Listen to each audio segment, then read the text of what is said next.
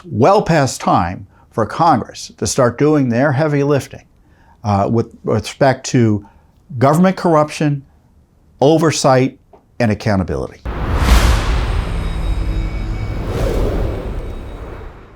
So the other big issue that I'm sure conservatives are concerned about, I thought Republicans were going to win big, and obviously they didn't. They're going to barely take control of Congress, and even then, who knows?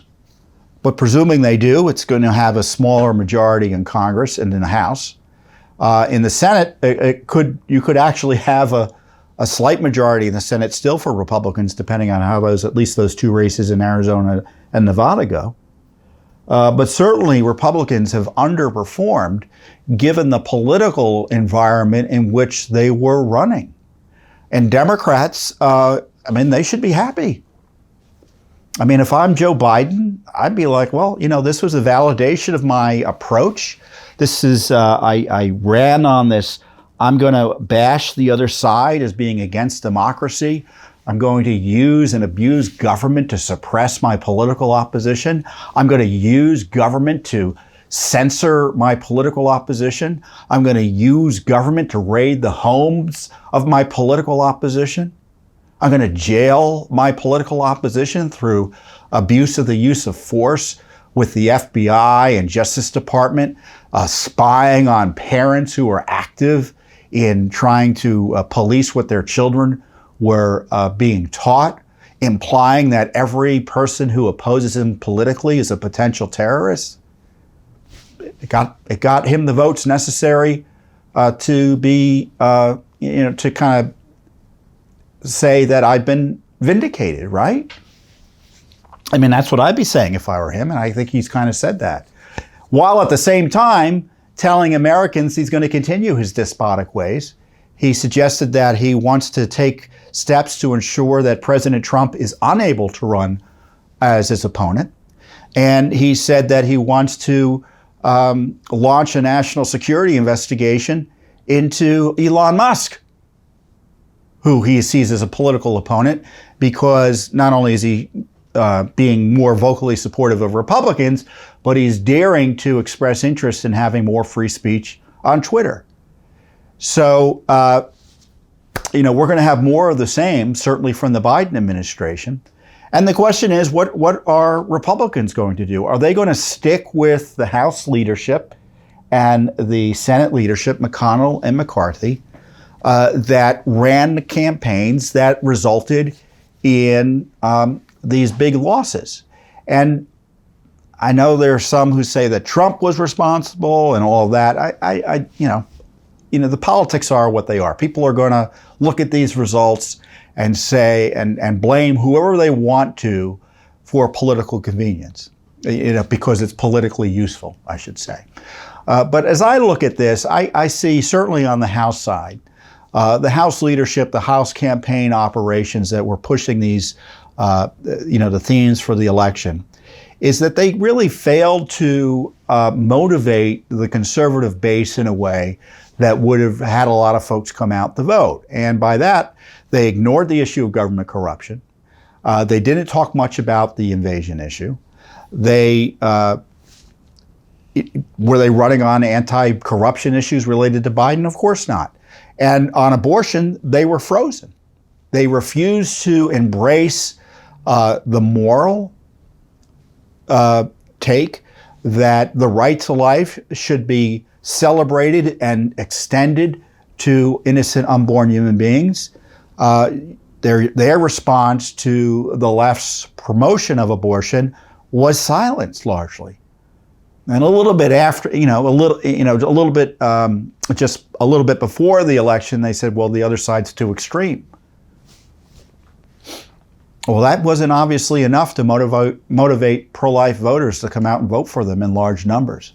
So in my view, you had this failed leadership in the House and the Senate promoting and actually being antagonistic to some of these core conservative values, and it resulted in the results that we saw.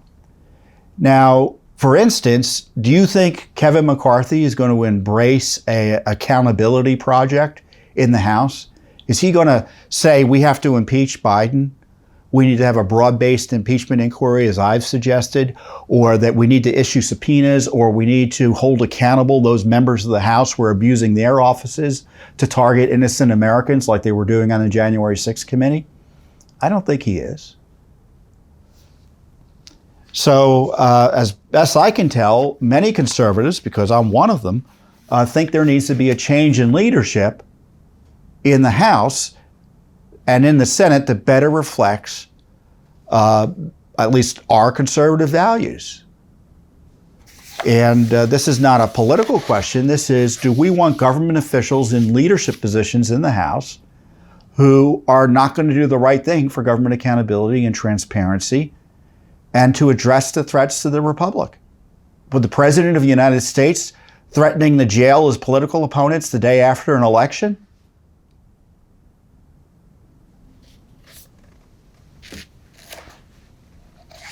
Virtual silence from the Republican leadership has story after story implicates President Biden in political corruption, RICO, racketeering type operations being run out of his vice president's office. Virtual silence. So I don't know who's going to be Speaker. Is it going to be McCarthy? I don't know. But I do know that if you have views as to who should be Speaker, you should be calling your elected representatives. Now, it may be tough to call the ones who are just elected because they may not have office numbers yet, but they could be voting as soon as next week as to who their leadership's going to be. And I'm not quite sure when the House Speaker election would take place, where that selection would take place. But you should share your views with your members, your representatives in Congress. Same thing goes for McConnell's office.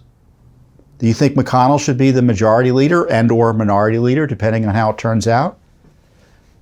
You know, McConnell was supportive of a lot of key measures of Biden's spending operation on transportation, and I think he supported some anti-Second Amendment regulations that Biden promoted, if I recall correctly. So, you know, you have this approach that, and it's not because I oppose Republicans because they're Republican or I oppose Democrats because they're Democrats. As an activist and as the head of Judicial Watch, a conservative organization, I think leaders should be committed to the issues that we care about, which is ensuring our republic is protected, our Constitution is vindicated, and those who are corrupt are held accountable. And if there are leaders in Congress who, in the, you know, it's basically a congressional decision, you know, we're gonna say what we think. No one's saying don't elect them. That they're elected. The question is, what positions of influence should they have? What positions of power should they have? And that's something everyone can have a view on. So some of you may be upset about the way the elections turned out. I was surprised. I wasn't upset. But what I do know is that no matter who would win in Congress and who is going to run Congress, who's going to be the Speaker or the majority leader, Judicial Watch still has a lot of work to do. You know, we have this election integrity work that is ongoing. We have litigation in Pennsylvania and Illinois to check the counting of ballots or stop the counting of ballots for up to 2 weeks, mailed ballots that arrive for up to 2 weeks after an election. Incredible. Colorado, we've got a case that's ongoing to clean up election rolls there. In New York as well. So all that has to continue, and there'll be more litigation to defend the rule of law and election integrity. And then, you know, we have this issue of the corruption of the Biden administration. I don't know what Congress is going to do. I do know from past experience, Congress has great difficulty for a variety of reasons that I could spend a lot of time talking about, but wouldn't really get us to the point, in getting information from the executive branch. Heck, Republicans who ran Congress couldn't get information from an administration run by a Republican, the Trump administration. You had Rod Rosenstein and all the Justice Department and FBI gang refusing to turn documents over. So how do you think it's going to go for Republicans? And so when they are, if they're presuming they're running the House, when they start conducting oversight of the Biden administration, it's going to be 2 years of document fights. It doesn't mean it's not worth having. It doesn't mean it doesn't need to be done. It doesn't mean there shouldn't be oversight. But it does mean that Judicial Watch is going